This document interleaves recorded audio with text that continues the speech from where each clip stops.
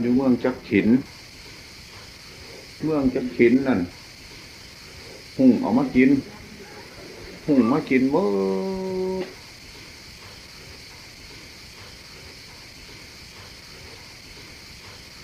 หุ่งมากินมื้อจ้ะ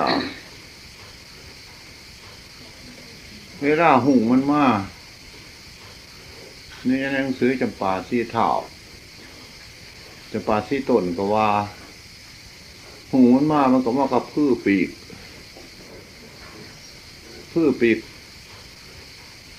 กวงตะเว้นพระพุทธเจ้าใส่ซากกวงตะเว้นให้มืดหมดมันได้เริ่มมากินจากหมาง้อควายเป็ดไก่มันมาไหวกินเสียงบัวล้อไปพวกพระบรมราชวังได้ออกความเห็นนางปัทุมมาเนี่ยเฮาสิเฮ็ดจังไหนเฮาอยู่ในเกณฑ์ที่ตายแล้วบ้าคือเห็นตั้งแต่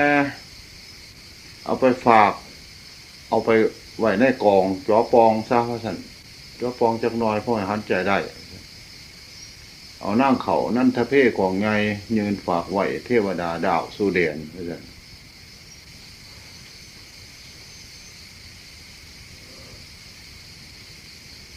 ตกลงก็เลยเอาเขาก็หุมกองไว้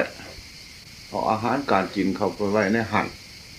ถ้ามันหมดแล้วก็อดอยู่หั่นภาวนาพุทโธภาวนาถึงคนพ่อคนแม่เนอะว่าซั่นถ้ามันหมดแล้วมีบนสิเสียงบนเดียวบนอื่นมีบนสิเสียงมันมามันกินหมดเท่าละหอยและพันง้อข้อยเป็ดไก่สางมาง้อข้อยเป็ดไก่มันบ่อยกินเสียงบ่ล้อมันคาบกระดูกออกมาพอผู้เขาคนอันนี้มันบ่หยำบ่กินนี่มันชาดกพระพุทธเจ้าใส่ซา50 ซา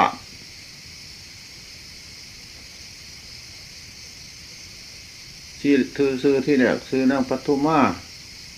เขายังได้กองหันแหละมีพญาองค์หนึ่งพญาองค์นั้นไปพ่อกวงค่ำอยู่เมืองหนึ่งต่างหาก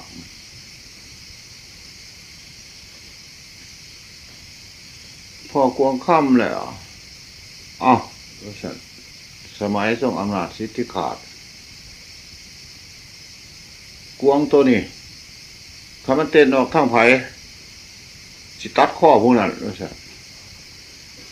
นี่พากันไปล้อมแล้วมันก็เต้นขวมหัวพญาที่ฮะนี่กวงอันนั้นเป็นพระอินทร์บันดาลเพื่อพญาเสียเปรียบฮะนี่ขึ้นมาไล่ยำตาม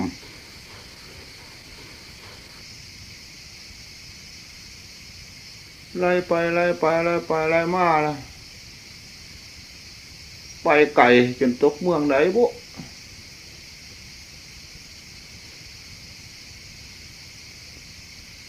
จนตกเมืองจักขินผลละจักขินบนหุ่งกินไปเห็นแต่ห้อยกระดูกหุ่งพอเห็นมันกินอิ่มพอแห้งมันจะเข้าใจว่ามันหมดแล้วมันเลยบ่ลงไปกินอีก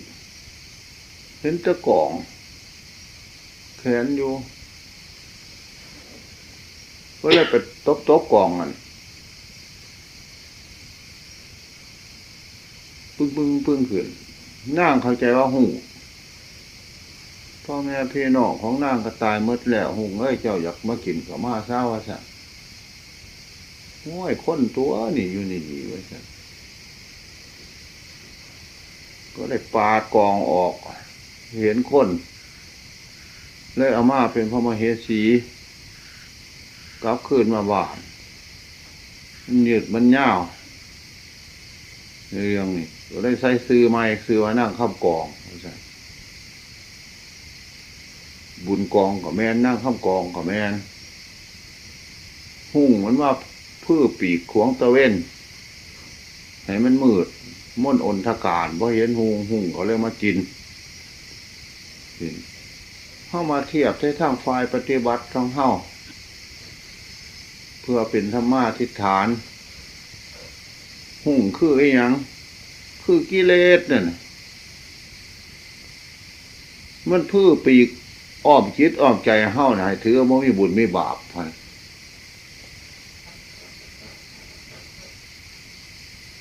มันก็สนุกกินตัวฮะเนี่ยเฮาก็เฮ็ดไปทั่วสักทีฮะเนี่ยถือว่ามีบุญมีบาปเที่ยวมาเกิดแก่เก็บตายเที่ยวมาสนองเวรสนองภัยสันติฮะ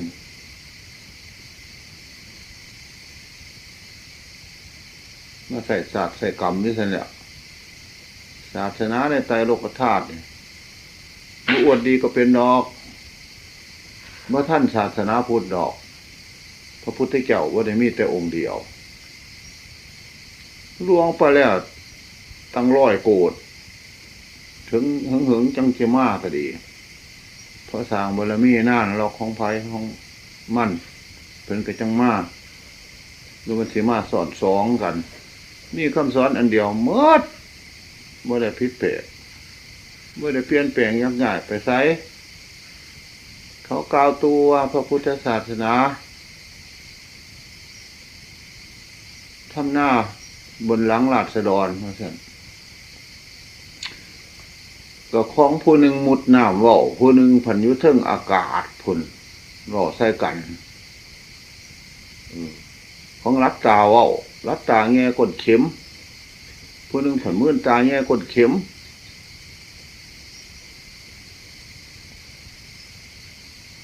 ผู้ใดกำปั้นน้อย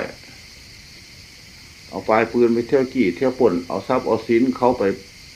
บำรุงประเทศชาติของโตนี่มันเกินทำหน้าล้างราษฎรไปแล้วบอกอันนั้นเสียงต้องบอกคืดมาแป๊บเดียวเขาก็คงจักเพราะจิตใจเขาสูงก็โตหลวงสั่นเอาโหลดว่าจิตใจผู้ถือไม่บุญไม่บาปมันสูงก็ผู้ถือบ่มีบุญไม่บาปที่ฮะเนี่ยเจ้าอีทานเขาคงจักหัวเจตนา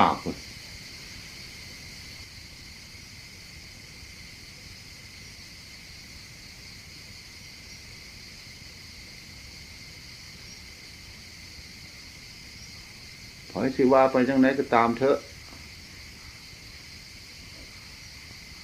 มันมีรักอยู่แหละพระพุทธศาสนาบ่ได้โกหกพกลมไม่หยังพระพุทธศาสนาบอกว่าความแก่เป็นทุกข์ก็สั่งหรือไผว่าความแก่มันเป็นทุกข์จะเกลือบอกความเก็บเป็นทุกข์ก็สั่งเฮาว่าความเก็บมันเป็นสุขบอกสั่งเขายังสิไปฝืนพระพุทธศาสนาความตายเป็นทุกข์ถ้าว่าความตายมันเป็นสุขบอกตาเหลือกตาส้นเขาซักโขออกไปนั่นความหิวความอยากเป็นทุกข์บ่สั่นเฮาหิวมาเป็นทุกข์บ่สั่นปวดฉี่ปวดเหี่ยวเป็นทุกข์บ่สั่นพระพุทธเจ้าแดนกงจงฝ้าฝนลงปานใดก็ได้ไปนั่นมันเป็นสุขบ่สั่นเฮาจังสิคัดค้านเพิ่นได้มันก็บ่มียามสิคัดค้านเด้อนี่ด้านกิเลสเพิ่นบ่เว้าอันทางอื่น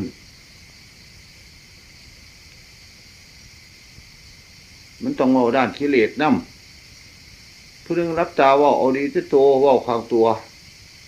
มัวย่อมให้ผู้คนมีเกียรติสูงกว่าโตผู้ถือว่ามีบุญมีบาปมันขวางโลกอยู่เสมอมันพาให้โลกวุ่นวายท่ายผงสนองเว้นสนองไพ่กันอยู่ผู้นึงถือว่ามีบุญมีบาปว่ามีคุณพ่อแม่เพิ่นเรื่องมากเป็นเรื่องของเพิ่นเขาวายก็เป็นเรื่องของเขาสิวายตอบก็เป็นเรื่องของเขาอันนี้ไปใช้คนลุ่งโอ้ยไปสั่นนกคุณลูกคุณหลานได้สันตัว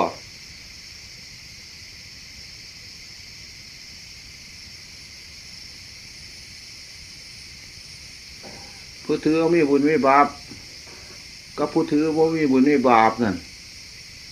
เบื้องสีสันวันณะของเขาวงลูก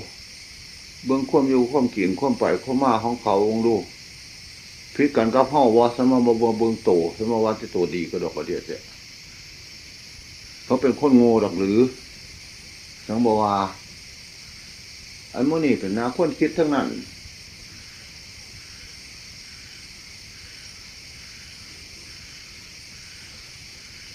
พระทำหน้า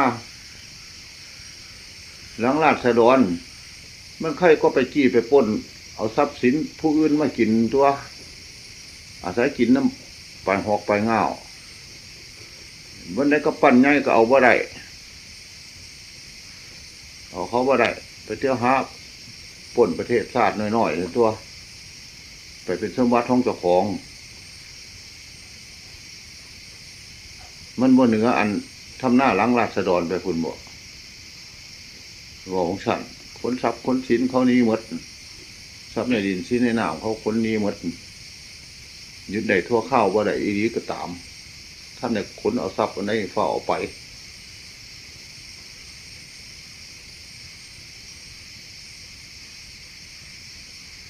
นี่อย่างถือบ่มีบาปมีบุญตายแล้วเกิดเลยตายมาก็ไม่เห็นไปใส่ก็บ่ลงเลยผู้นี่ถ้าสิลงก็ลงซะถือว่าบ่มีคุณพ่อคุณแม่บ่มีคุณพระพุทธพระธรรมพระสงฆ์ตายแล้วเกิดเลยตายมาก็ไม่เห็นไปใส่ในท้องมหาสมุทรนี่ก็บ่เชื่อได้อย่างนี้เลือดทุกยศจะบูชาพระพุทธพระธรรมพระสงฆ์พุ่นมันเที่ยวตายเที่ยวเกิดอยู่นี่ก็ได้มาก็ไม่เห็นไปใส่ในท้องมหาสมุทรก็ได้ล่งเช่นพนันเดียวนี่มันสิล่งเพราะอะไรประหนึ่งใช้สิมาถอนได้ล่งเลิกดิ่งทั้งปานนั้นล่ะเทวดาองค์ไหนสิมาถอนจิตถอนใจออกได้ล่งในสิ่งที่ควรล่งเลยบ่ล่งในสิ่งที่ควรบ่ล่งผู้มีปัญญายอมรับถือในสิ่งที่ควรที่นับถือยอมบูชาในสิ่งที่ควรบูชายอมเคารพในสิ่งที่ควรเคารพยอมบ่เคารพในสิ่งที่ควรเคารพยอมบ่บูชาในสิ่งที่ควรบ่บูชายอมปฏิบัติในสิ่งที่ควรปฏิบัติยอมบ่ปฏิบัติในสิ่งที่ควรบ่ปฏิบัติยอมเหลื่อมใสในสิ่งที่ควรเหลื่อมใสบ่เหลื่อมใสในสิ่งที่ควรบ่เหลื่อมใสผมมีปัญญา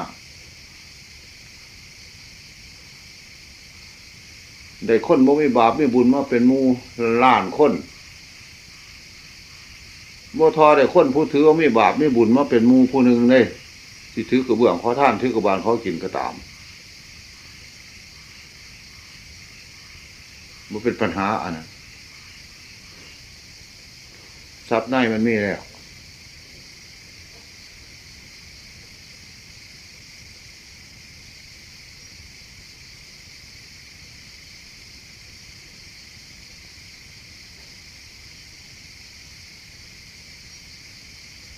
สู้เลยสู้เลยครูทั้งหลายเลยพระองค์เจ้ามาดูโลกเด้อท่านคนโง่เลยมกอยู่ว่าท่านคนโง่คือคนสร้างบารมีบ่ทันแก่กล้าเองสร้างบารมีบ่ทันแก่กล้ายังไข่ก็ผู้บ่ลงมือสร้างได้เด้อันผู้บ่ลงมือสร้างนี่ที่แล้วมันอุกหลายก็เป็นเรื่องของไผของมันดอกแต่เอามาเว้าเพื่อเป็นปัญญาของเฮาต่างหากเพื่อส่งเสริมปัญญาเพื่อส่งเสริมศรัทธาของหมู่เฮาต่างหากมันเป็นเรื่องของไฟของมันกูจริงไฟมันห่อนเฮาก็ว่ามันห่อนล่ะบ่มันเฮาบอกขวนไฟมันเฮาสิไปตีไฟเฮาตามความเป็นจริง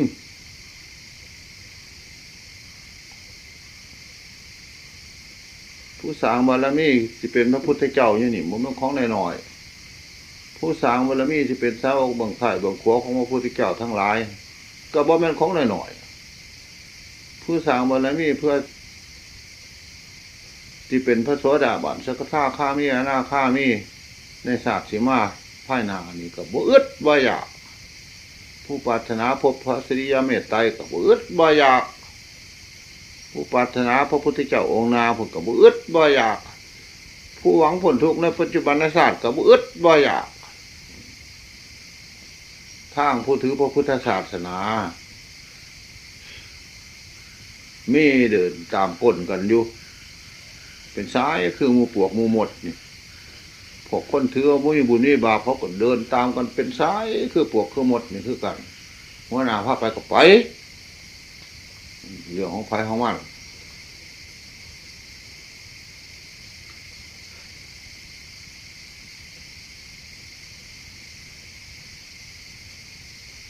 มีปัญหาทางออกเพื่อปลุกจิตปลุกใจเจ้าของให้มันหมั่นเที่ยงในพระพุทธศาสนาซื่อ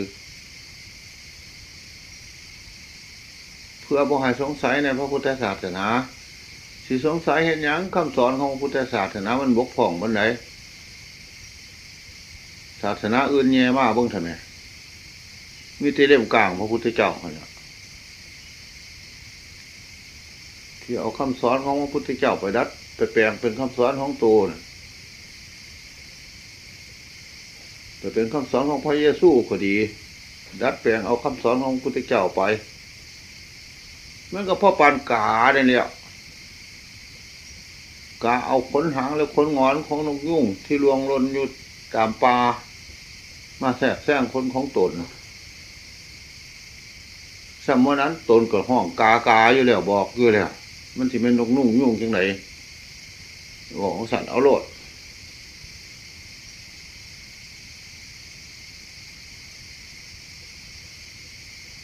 หายืมทรัพย์เศรษฐีมาเป็นทรัพย์โตถือว่าโตเป็นพระเจ้าผู้หนึ่งศาสนาอื่นๆมันบ่มีพระโสดาบันมันบ่มีสักทาคามีมันบ่มีอนาคามีมันบ่มีพระอรหันต์ผูกขาดจองขาดแล้วทุกยุคทุกสมัยพระพุทธเจ้าองค์ใดๆก็มีศาสนาอื่นมาแข่งดีคือกันนั่นแหละคือมืดกับแก่งผลสุดท้ายก็ปั่นถึกนายเจ้าของเก่าหันแหละนำไล่ถึกนายเจ้าของเก่าหันมันทั้งมีสืบไปอยู่ที่ว่าอย่างไรพวกประพฤติประสดแดกดันกับศาสนาพุทธมีทุกยุคทุกสมัยของพระพุทธเจ้าทั้งหลายจักมีหน่อยบ้างเป็นพระศรีเมตไตรนี่ละพระวิริยะธิกะซึ่งมันก็มีทุกพระองค์หั่นล่ะ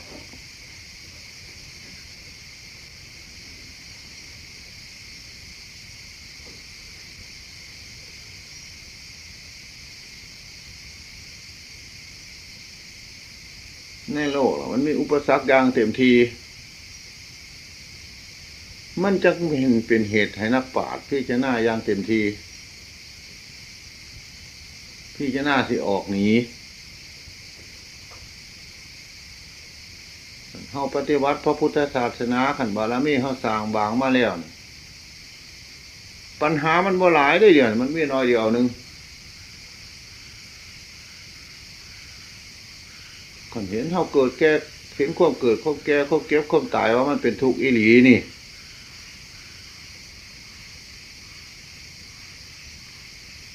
เห็นเวรเห็นไพ่มันเป็นทุกข์อีหลีนี่เข้ามาเกิดแต่มีแต่ทุกข์ล้วนๆบ่มีสุขมาเลยเข้ามาแก่ก็มีแต่ทุกข์ล้วนๆบ่มีสุขมาเลยเข้ามาเจ็บก็มีแต่ทุกข์ล้วนๆบ่มีสุขมาเกี่ยวปนเข้ามาตายก็มีแต่ทุกข์ล้วนๆบ่มีสุขมาเกี่ยวปน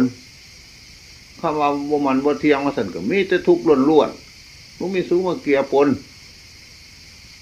เห็นว่าโลกเป็นทุกข์เสมอหน้ากองไส้ทั้งอดีตทั้งอนาคตทั้งปัจจุบันเนี่ยโลกภายในมันหนังหุ้มอยู่ซากก็มันโลกต้นเหตุของโลกละซากแต่ยังบ่ให้มันต้นปานไหนโลกโกรธหลงเป็นต้นเหตุของโลก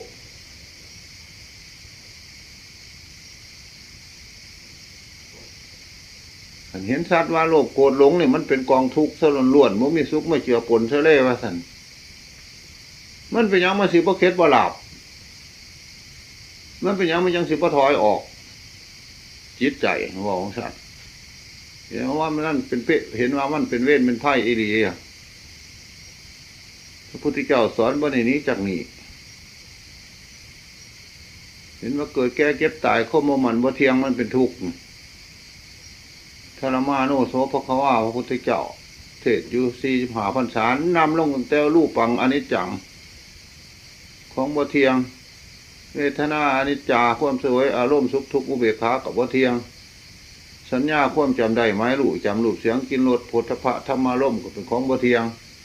เกิดขึ้นแล้วและแตกสลายไปเป็นอยู่รอบๆแต่ละมือนี่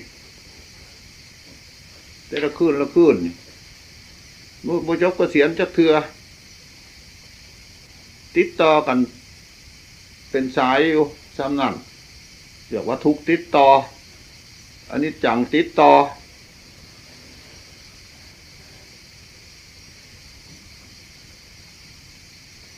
อันบังคับบัญชาว่าได้เป็นไปตามสภาวะธรรมที่เกิดขึ้นเนี่ยไปปวนให้แตกสลายกับอนัตตากับติดต่อคือกันความป่วยความเนาของเฮาจะเฮาเกิดมานี่เด้สั่นมันติดต่อกันว่าสั่นมันก็ติดต่อกันในบ่ขาดสายนี่เฮาอาบน้ำอาบได้แต่ทั้งนอกทั้งในไผสิแตงพ่นหน่อยไปข้านเข้าไปล่างลำไส้ให้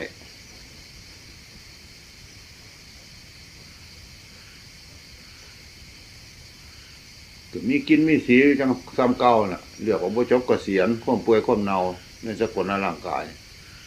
พระพุทธเจ้าบอกว่ามันเป็นของสวยของงามของสกปรกโสมมว่าท่านเฮาก็มีบัญญัติได้บ่ท่านมีบัญญัติเนี่ยถ้ามันแยงกับมันรับตาแยงได้เยอะเนี่ยถ้ามันแยงก็ได้รับตาแยงว่ามันมืดตามันผิดใส่จักบอลมุกมีบนผิดได้เดี๋ยวนี้ทัดถังสัพยัญชนะเจวราปริปุณนั่งบริสุทธิ์ทั้งพรหมจริยังประกาศเสสีว่าสันบริบูรณ์แล้วทั้งอัฏฐาทั้งพยัญชนะแล้วว่าสันตามหาพระขวันต่างอภิปุถิยามีตามหาพระขวันต่างศีรษานมามีจังในย่อมไหวมันหนเรื่องหนไหวมันเห็นเพิ่นไหวแล้วไหวซื่อนู่นไหวน้ำสังคม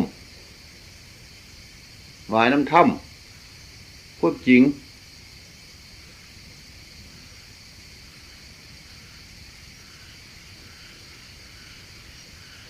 ขันประพฤติเพื่อทำก็ไม่ยากเพราะปัญญาประพฤติพุทธศาสนานี่ประพฤติทำเพื่อทำประพฤติสงฆ์เพื่อสงฆ์ประพฤติพุทธเพื่อพุทธขันประพฤติเพื่อจะเอาบริษัทบริวารเพื่อจะให้มีเสียงดึงโด่งดังอยู่ในวัฏสงสารอันนี้มันกับปัญหามันก็หลายเนี่ยพี่น้องเอ้ยอันโลกมันเห็นจังไหนมันก็ดังอยู่แล้วไม่ต้องแต่งให้มันดังมันดังไปทั้งแก่ทั้งเก็บทั้งตายอยู่แล้วมันมีกระเว้นกลางคืนเสียงปืนมันก็ยังมดเสียงเป็นเสียงอันอื่นก็ยังขาดเป็นอันมันดังอยู่ทั้งกองทุกข์นะวัฏสงสารเว้นสนองเว้นไพ่สนองไพ่หิวสนองหิวอยากสนองอยากหนาวสนองหนาวห่อนสนองห่อนแก่สนองแก่เก็บสนองเก็บตายสนองตายอยู่นี่มันไม่จบเกษียณจักเทื่อเนี่ยมันไม่มีวันอาทิตย์วันเสาร์นี่มันดังอยู่แล้วโลกนี่เขาจะอยากดังไปใช้อีกมีแต่เฮี้ยนมีซ่าเบื่อหน่ายทนตัวมันก็บ่ได้เฮี้ยนยากมันเห็นโทษคักๆก็มันบ่ได้เฮี้ยนยากหรอกมันถอยออกเองมันคือเห็นไฟนี่แหละเห็นมันห่อนคักๆใครที่นอนฝันว่าสิอยากไปจับจักเทื่อ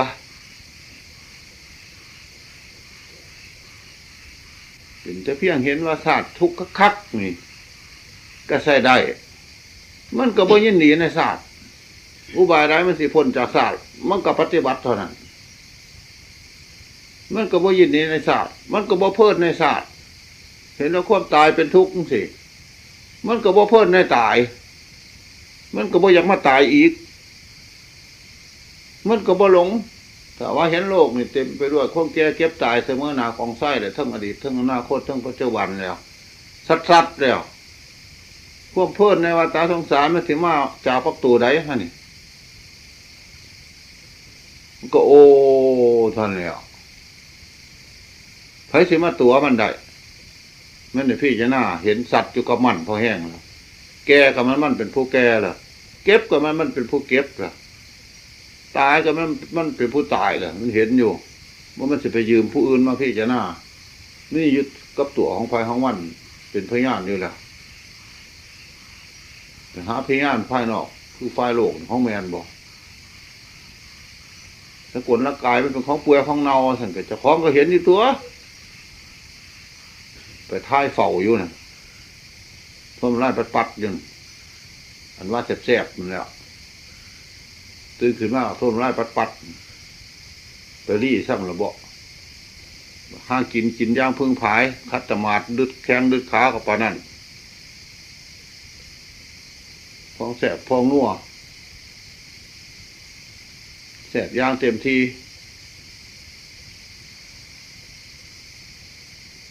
หอมย่างเต็มทีอาหารก็ได้ออกมากกับเหม็นย่างเต็มทีคือกันล่ะที่วางได้สิมันเป็นธรรมเทศนาบอกมู่น่ะน้ำกินเข้าไปมีแต่น้ำดีๆสดเงี้ยวออกมาเนี่ยเป็นยังไงสันเอาขึ้นไปใส่แองได้บ่นั่นเป็นหน้าที่มู่เข้าที่พี่จะหน้ามดน่ะน้ำเหือน้ำไข่น้ำขี้หูขี้ตามุ่นนี่อาบน้ำไว้ซุมือจังพ่อประทังเข้ากันได้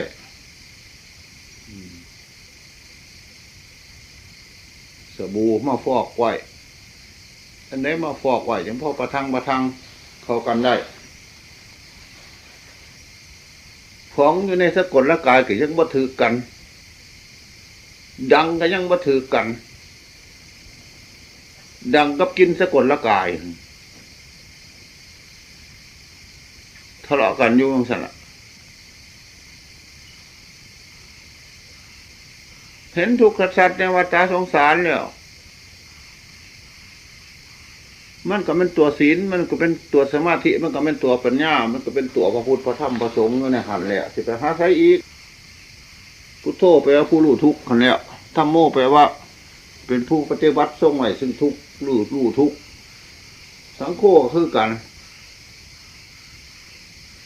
อันนี้จังกับทุกข์กับอันเดียวกันหันแหละมันเป็นคนละอันโลกก็ควบเกิดควบแก่ควบเก็บควบตายกับอันเดียวนะสังขารโลกคือสังขารนั่นสิสังขารมันเกิดขึ้นแล้วมันแตกสลายอันนี้จังกับสังขารต่างกันยังไงสันกับสังขารโลกต่างกันยังไงอันเดียวกันมนุษย์โลกเทวโลกพรหมโลกสัตว์โลกสันทโลกทั้งปวงกองทัพอันนี้จังกวดล่างมดนี่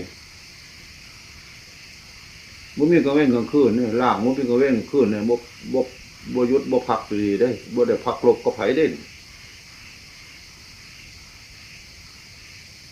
เขาลบกันภายนอกยังมีพักลบพักยั้งกันแน่หาลูกปืนลูกผาอยู่ส่วนอันนี้จังควบมันบ่เที่ยงทุกคว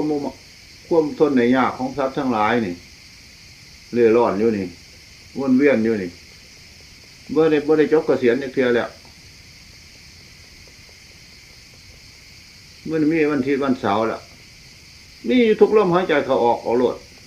มีทุกคณะลมป่านมีทุกคณะชีพประจรเดินขันว่าเห็นชัดๆแล้วของท่านแบบแยกค่ายแล้วของท่านนี่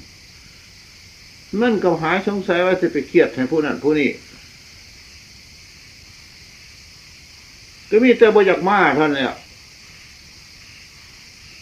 ความดับความเพื่อนในวัฏสงสารทั้งปวงมันก็คือ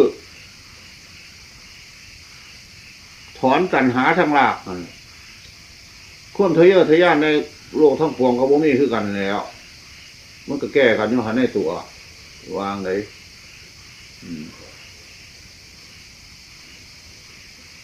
ไผว่าโลกมันบ่ดังเนี่ยเพียมันดังไปทั้งทุกตัวมรรคผลนิพพานมันดังไปทั้งสุขคุณเนี่ยมันดังเป็นคนละทางเลยอย่างนี้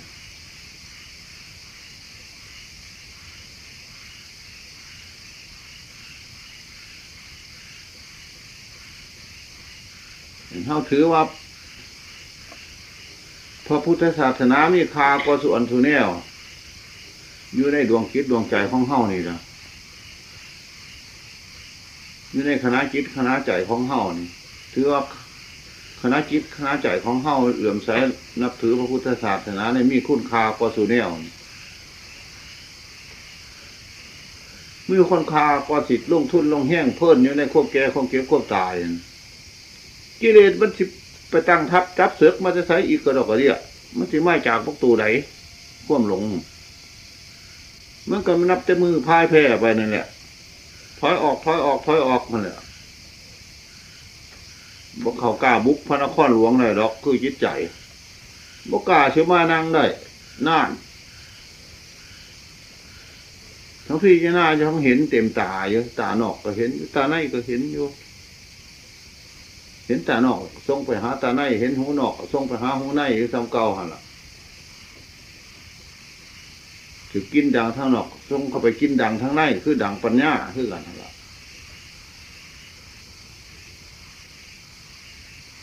ปัญหาบนนี้มีหลายเลยเดี๋ยวนี้ปัญหาในทางของพุทธศาสนาคันบอกหลายมันก็หลายอยู่เรื่อยๆพุทธศาสนาหยอดของพุทธศาสนาสอนในเคล็ดลับสอนในเบื่อหน่ายค่ายเมาในวัฏสงสารเลยพุทธประสงค์ธรรมประสงค์สังฆประสงค์มีเท่านั้นเมื่อมันสิมาสอนในแข่งดีแข่งเรียนแข่งหลับแข่งงดแข่งบริษัทบริวารกันอยู่นี่เลยบอกสั่นว่าพุทธศาสนาแท้นั่นหากินกับหาขี้กับอันเดียวกันหั่นหาเกิดกับหาตายกับอันเดียวกันยินดีได้เกิดยินดีได้ตายคือกันยินดีได้กินกับยินดีได้ขี้คือกันยืนเดินนั่งนอนรับตื่นมีแต่กองทุกข์เท่านั้นล่ะพอเปลี่ยนอิริยาบถอยู่ว่าสันมันเป็นทุกข์หายใจเข้าออกมุ่นี่ก็เปลี่ยนอิริยาบถของกายมันยังเป็นเองมันบ่ตั้งหายมันก็หายเพราะมันค่อยสิ้นของมันบรรเทามันเองผลสุดท้ายก็ลงเอยบนเดียวกันตายแปลงแซงกองกันอยู่ในโลกกันนี่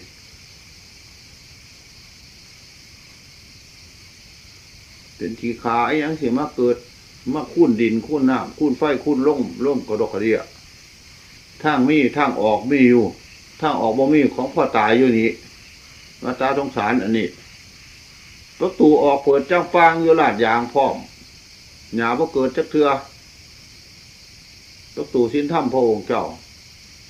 ใครจะปฏิบัติบ่ปฏิบัติก็ตามของแปดเจ้าฟังอยู่เอาโลด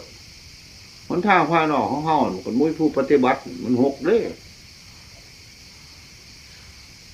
เนี่ยมันกายของทิพย์เนี่ย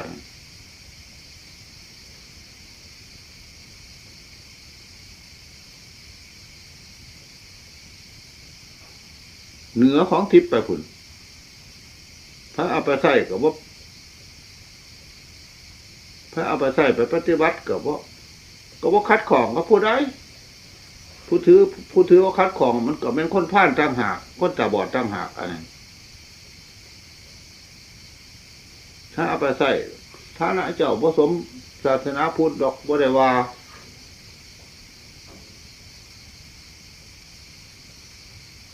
ใช้สอยใช้ตาก็ดีนาฬิกเกก็ดีผู้แขนคือจังคือผู้แขนบ่คือกับบ่คือถ้ามาของพระองค์เจ้าผู้ได้เอาไปใส่หล่นเหมาะมัดเอาโลดผู้ว่าคนเฒ่าคนหนุ่มมัวคนสั่นต่ำสั่นสูง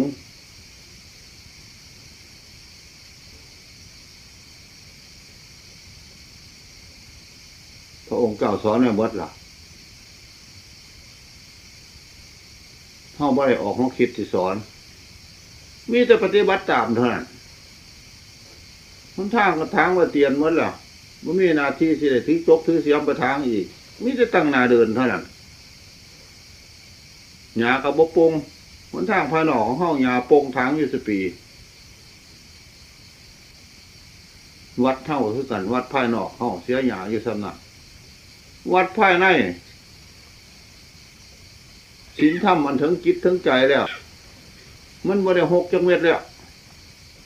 ไม่ได้ถางก็ดอกกระเดียดอกไม่ได้สงสัยอีกด้วยสงสัยไปใส่อยู่กับผู้เจ้านี่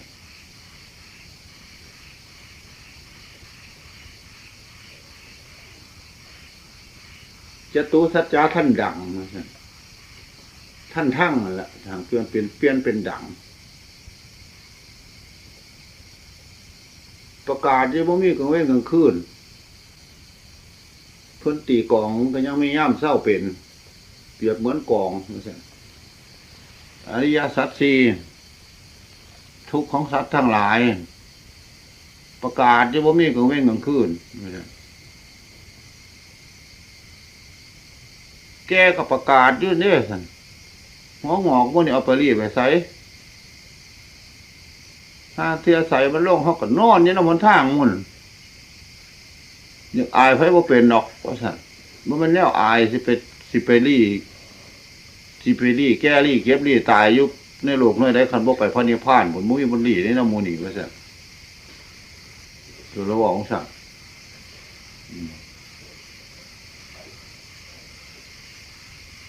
มาท่องเที่ยวในวัดตาสงสารก็แห้งแล้วมันเป็นหัวกระมาท่องเที่ยวในเกิดในโลกเกิดโลกแก่โลกเก็บโลกตายพอแห้งนะ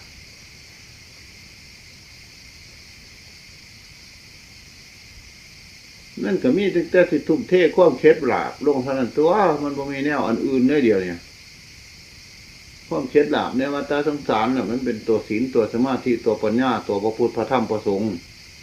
ตัวภาวนาตัวนิพพิทาวิราคะนิพพิทามันสิเบื่อหน่ายได้วิราคะมันสิสิ้นความกำนัดในวัฏฏะสงสารเด้สิ้นความกำนัดในเกิดแก่เจ็บตาย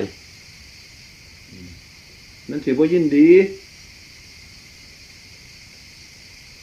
มันสิเห็นแบบเย็นๆแบบแยบค่ายด้วยบ่มันเห็นแบบโทโสโมโหบ่มันเห็นแบบมุทะลุ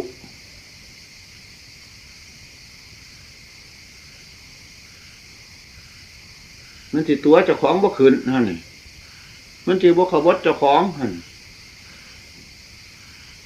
เพราะเจ้าของเฮ็ดสัตว์แล้วคันเจ้าของบ่เฮ็ดสัตว์บ่ก็ขบฏคือกันน่ะขึ้นขบฏอีกคันเจ้าของน่ะพี่จะน่าสัตว์ตอนไหนน่ะมันบ่ได้ขบฏขึ้นเด้มึงแล้วเท่านั้นแหละอ่อนหลับข้ามยาไปหยัง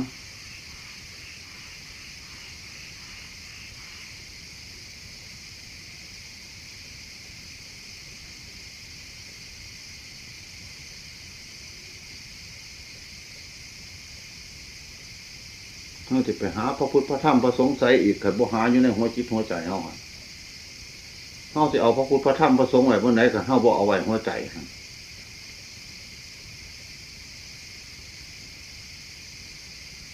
พวกถือบ่มีบาปไม่บุญเขาก็บ่ได้เอาไว้บนไหนได้เขาเอาไว้หัวใจเขาหันคือกัน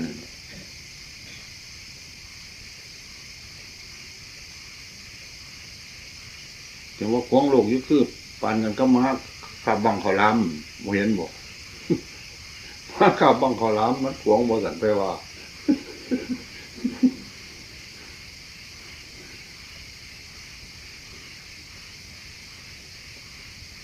นั่นมันจะเป็นตัวศีลจะเป็นตัวสมาธิจะเป็นพวกปัญญาถ้าจะอาณาข้ามีบางกำพวกพี่จะหน้าอันนี้จังอยู่บ่มีกลางเว้นกลางคืน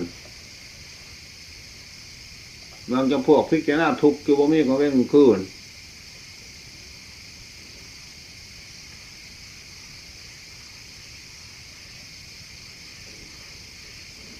บ่สิไปติดที่น้ำเทวบุตรเทวดาพระอินทร์พระพุ่มพระยมพระกาลเจ้าตลกกบาลทั้งสี่อย่าง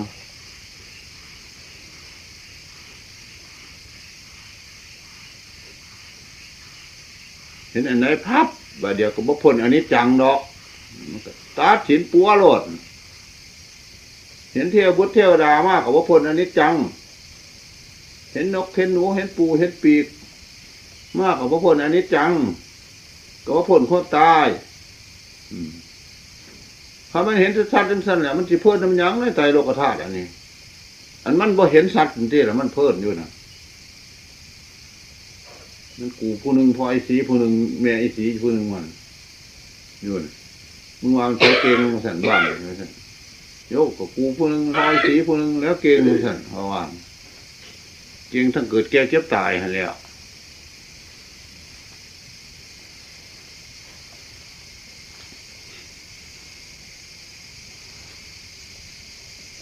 เป็นนีแก่เป็นนีเก็บเป็นนีตายมาหลายชาติหลายภพเลย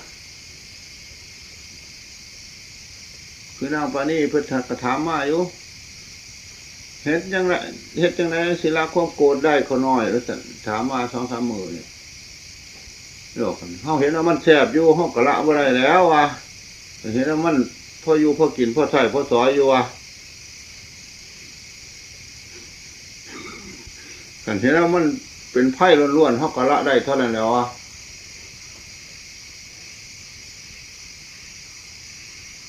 ตอบง่ายๆสั่นละตัวก็ได้เพราะว่ามันยังพอใส่พอซอยอยู่เขาก็เว้นบ่ได้แล้ววะเห็นว่ามันเป็นได้โทษล้วนๆถ้าเอายัดใส่มือให้มันก็บ่เอาแล้ววะ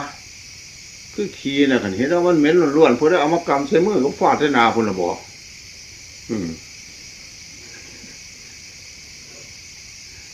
ให้มองสั่นว่า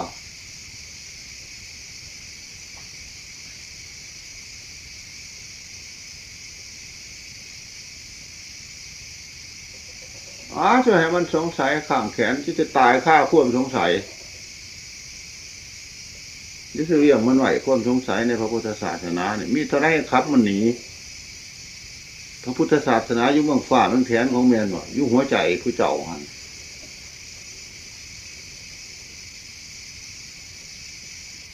เฮ็ดหิงไว้หันนกกับหัวใจตัวผ้านกวายตัวกับหัวใจตัวผ้าวายคนตายไปแล้วมิแต่ซากแล้วซื้อวิญญาณมืออยู่หันมันวายเป็นนกเป็นบ่บอกของสั่นว่า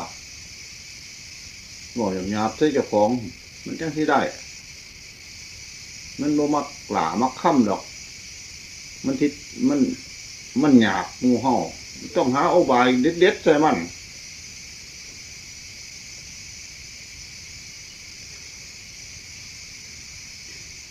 ของดาเจ้าของมันมาเปลี่ยนเลยบอกอย่างนี้มันผิดแต่ไปด่าผู้อื่นนะให้เจ้าของมาเปลี่ยนได้ยังไงมันผิดแต่ไปให้ผู้อื่นน่ะ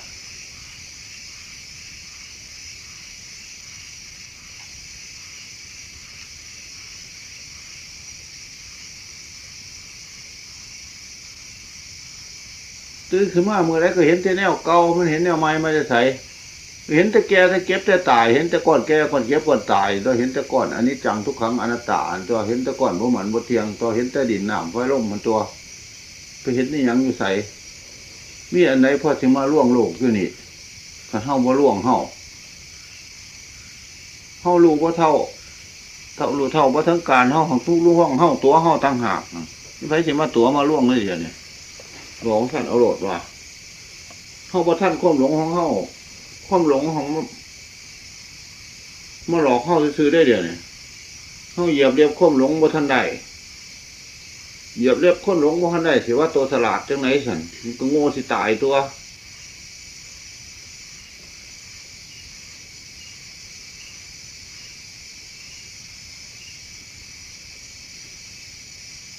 ประพฤติธรรมเพื่อรุดเพื่อพ้นประพฤติธรรมเพื่อเอามนุษย์เทวดาบ้านพุ่มมันก็ปัญหามันก็หลายแล้วของเฮาบ่เป็นผู้พระพุทธเจ้าบ่เอานะเฮาบ่สร้างผู้พระพุทธเจ้าพระพุทธเจ้าระวังสิดื้อคนสัตว์ทั้งหลายออกจากวัฏสงสารปล่อยนับอสงไขยผุนเฮาปรารถนาเป็นแต่เพียงสาวกพุ่มเท่านั้นตัดลงให้มันทางซื่อเอียดเลียดโลดเนี่ยเรื่องของพระพุทธเจ้าขันมุมีพระพุทธเจ้าแต่ละพระองค์เนี่ยมันก็บ่ได้อีกคือกันสัพพะเว้นสัพพะไพมันสิมาเบียดกันในวัฏสงสารเนี่ยบ่มีบรรยูบรรจินล่ะนี่พระพุทธเจ้ามาองค์ไหนลื้อออกไปพระโสดาบันแล้วก็ท่าข้ามีอนาคามีอรหันต์บ้างไปสวรรค์บ้างไปพรหมบ้างมนุษย์โลกจังเป็นที่เบาๆได้ซื้อได้เดียวนี่คนมันเป็นอย่างมันจังหลายขึ้นแท้ในวัฏสงสารนี่พอเกิดมามันก็ตายคือกันตัวสั่นมันก็หลายแล้วมันมาจ้องสนองเว้นสนองไผ่กันอยู่นี่มันหยัดเงียดอยู่นี่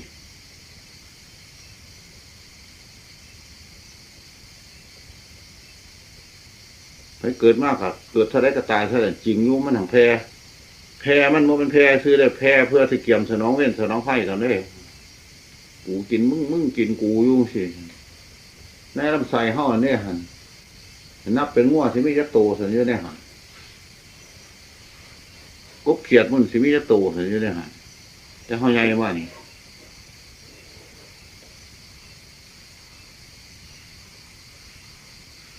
ปลาทู่สิมีจักโตไก่สิมีจักโตอยู่ในท้องเฮาที่เฮามันทายออกไปแล้วหมดน่ะในชีวิตเพิ่นมาเป็นชีวิตโตสันยิ้มตัวเพิ่นมันสิยิ้มใช่มรรคผลนิพพานในอย่างไรเพิ่นยิ้มใช่เว้นใช่ไผ่ได้อาหารดีๆมากก็ยิ้มใส่อาหารยิ้มใส่อาหารก็ยิ้มใส่ขี้คือกันนี่แหละยิ้มใส่เกิดก็ยิ้มใส่ตายคือกันนี่แหละว่าของท่านว่าพระอริยเจ้าเพิ่นยิ้มเพิ่นยิ้มใช่มรรคผลนิพพานผู้ใดเพิ่นผู้ยิ้มอยู่ต่ำๆคือหมู่เฮาเด้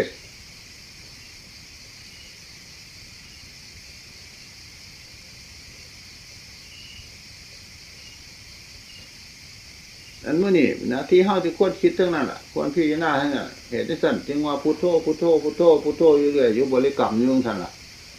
ขันบริกรรมอยู่ท่านน่ะมันจะไปทำกรรมมันอื่นท่านน่ะคิดใจจึงว่าบริกรรมดึงข้อมันไว้อยู่ท่าน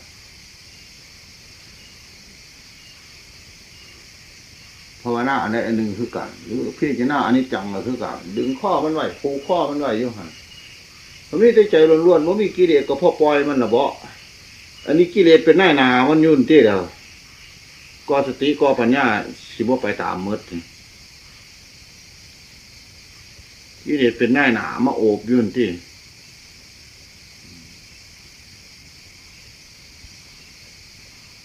พระอาทิตย์บ่เห็นแสงสว่างก็คือเมฆหมอกมากลุ่มจิตใจก็คือกิเลสมากลุ่มมาหุ่ม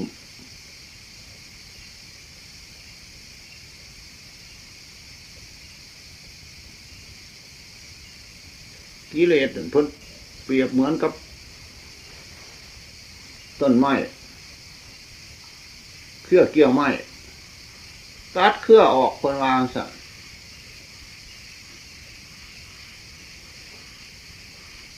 หรือเปรียบเหมือนเมฆไปบังพระอาทิตย์หรือพระจันทร์หรือดาวมหาสติมหาปัญญาสามารถสิขับหนีได้อยู่มีบุญมีบาปมู่โตจะเห็นโลกกันตานรกน้อยมืดก็บุก็ให้เบิ้งจะได้มนุษย์โลกผิดก็เพราะอะไรล่ะบ่ต้องเขาซ่านเขาย่านไปเบิ้งหรอกบ่ต้องดำดินบินบนไปเบิ้งก็ผู้ถือบ่มีบุญมีบาปบ่มันน้อยโลกกันตานรกบ่มันมืดมันบอดจนบ่เห็นคุณพ่อคุณแม่น่ะบ่เห็นคุณครูบาอาจารย์น่ะนั่นแหละโลกกันตานรกหน่วยมืดคุ้มมืดนะ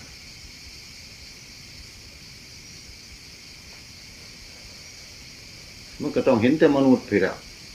ก็ต้องเค็ดหลาบแต่มนุษย์ผิดอ่ะจังสิบ่ไป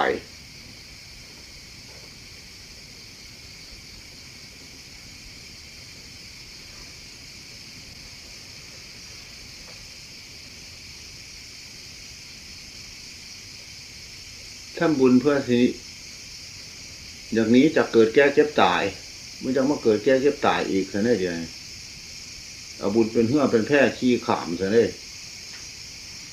น้ำทางพระองค์เจ้าซะเลยบุญกับเป็นหนทางพระองค์เจ้าหั่นศีลกับเป็นหนทางพระองค์เจ้าละทางไว้สมาธิกับเป็นหนทางพระองค์เจ้าละทางไว้อยู่เส้นเดียวกันหั่นล่ะมันเส้นใหญ่เส้นกว้างเส้นสะอาดสะอาดมันมียังมางอกมาหกกระเทือเส้นของจิตของใจแต่มันไปถือละอันนี้สิมาหกได้มันไปทั้งพิษแต่บื้อจะแนวสิมาหกหรือนึกปัญหากิเลสมันพามาของระแงงของมันแหละ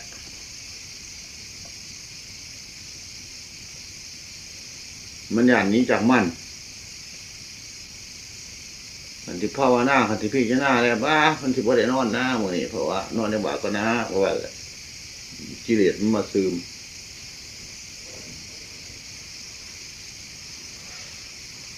มันที่เอานี่ไปให้ท่านนั่นบ้ามันที่บ่พอใส่พอกินนะเพราะว่ากิเลสมันอย่างนี้จากมันมันที่เดินเนี่ยกลมเพราะว่าเอาข้อต่อเอวนี่คือง่วงไผ่หันไผ่นี้ยุกิเลสมันพาไผ่ที่ลูกก็คือกันเอานอนอีกที่บัดก็นะว่ากิเลสมันซึมไหวมันอย่างนี้จากมัน มันย่านท่านมั่นมันย่านของจักมั่นของมันตามหลังขี้ข้อขอศพซับหัวอยู่เฮ้าอยู่คือสั่ง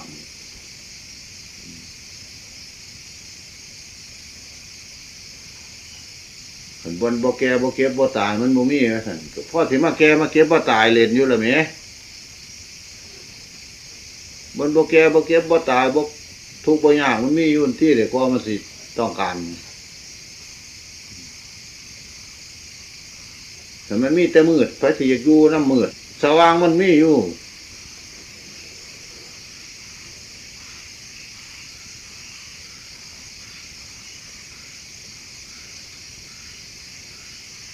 ความกำนัดในโลกในสงสารมันเบามันบางไปแล้วความทะเยอทะยานในวัฏสงสารมันเบามันบางไปแล้วมันก็อุปมาคือไม้แห้งแล้วมาสีมันก็เป็นไฟแต่มันยังนักอยู่แล้วนี่การทดสอบอยู่แล้วไหมกูนักในทางวัตถุสิ่งของหลายบ่หรือนักในทางธรรมะหลายว่าสั่นกันจะของนักในทางวัตถุสิ่งของหลายก็เรียกว่าบารมีนี่ยังอ่อนอยู่บ่ควรนอนใจว่าสั่นแล้ว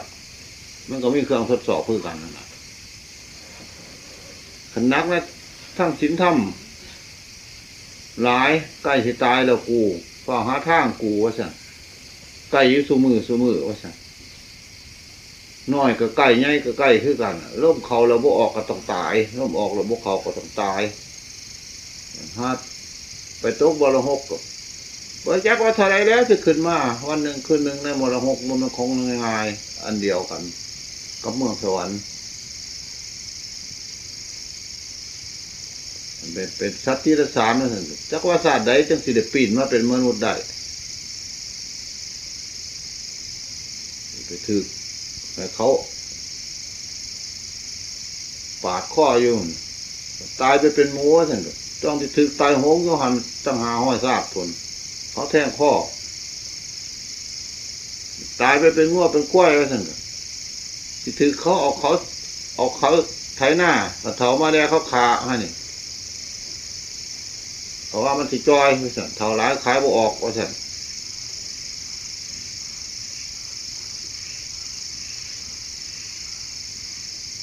ถือเป็นนกเป็นหนูว่าซั่นบ่จักเขาสิมารอบยิ่งยามใดระวังแล้วระวังอีหยังก็ปานนั้นนอนก็บ่เป็นสุขเทื่อกลางคืนกลางเว้นได้ยินเสียงขอแขกก็มึนตามองแมงโลดหาทางสิบินโลดเป็นทุกข์บ่สั่นสัตว์ทั้งหลายอยู่ในโลกอันนี้เป็นทุกข์น้ำชีวิตที่ว่ากบเขียดมื้อนี่เห็นเข้าไปมันก็ว่ายักษ์มาแล้วแต่มันทะล่าโตดน้ำบ่เห็นบ่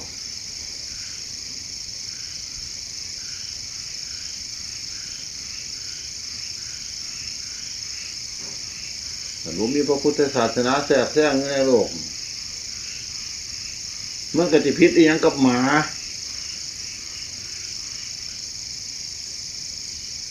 ตัวใดมีกำลังแห้งขลาดกัดแหละ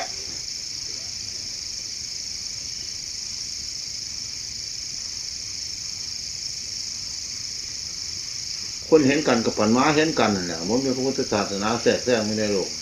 อันนั้นไม่ยังน่ะว่ามันสนามเวทว่ามันสนามไพ่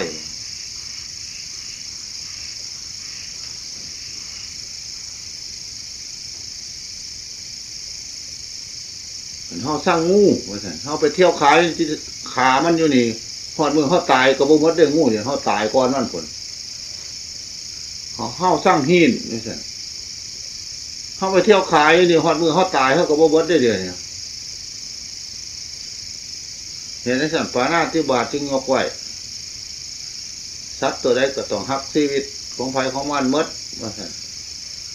ชนมัดพัฒฐานของไฟของมันเขาก็ฮักว่าสั่นนาติบาตอาทิตย์หน้าจึงเป็นของมีค่าลูกเมียไผ่ก็ฮักว่าสั่นบุคคลไปลงประเวณีกันนี่สั่นถ้าพูดก็คือกันไผ่ก็ต้องการจะควบซื่อสัตย์สุจริต บ่ต้องการโกหกพกล่มให้เสียเวลาทั้งผู้พูดและผู้ปฏิบัติตามนั่น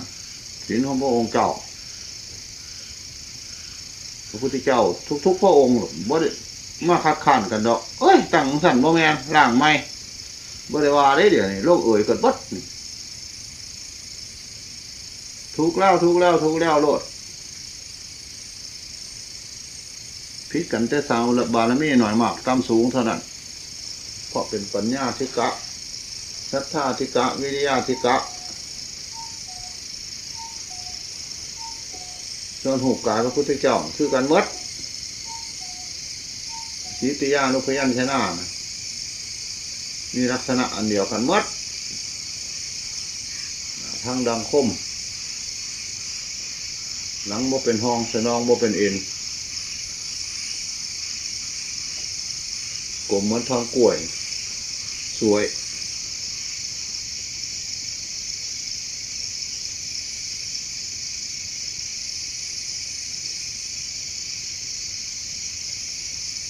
พอของพระเยซูเรียกว่าอย่างไรสิเยเซ่ที่ว่าอะไรเมียของพระเยซูวางในยาซ่าที่ว่าอะไรสาวกเบื้องใต้เบื้องขวาของพระเยซูที่วางในยี่ซี่ที่ว่าอะไรพระเยซูสามบารมีมาจากศาสตร์จากภพจังเลยเป็นพระเยซูบ่มีตำนานพระพุทธเจ้าเฮามีหมดครบหมด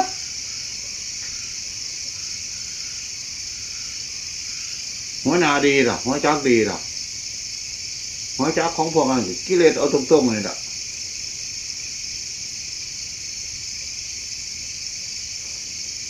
ผู้ใดแต่งเมียใหม่แต่งผัวใหม่ให้ไปล่างเบากับเนี่ยทานเจ้าก่อนเพราะว่าตัวล่อไปเฮ็ดเมียเขาเราบ่เว้าไปกินก้อนเขานั่นผมบอกเขาข้างตัวไผก็ของพ่อเว้าพวกมีกิเลสอยู่ผมบ่มีกิเลสเขาก็บ่เว้าแล้ว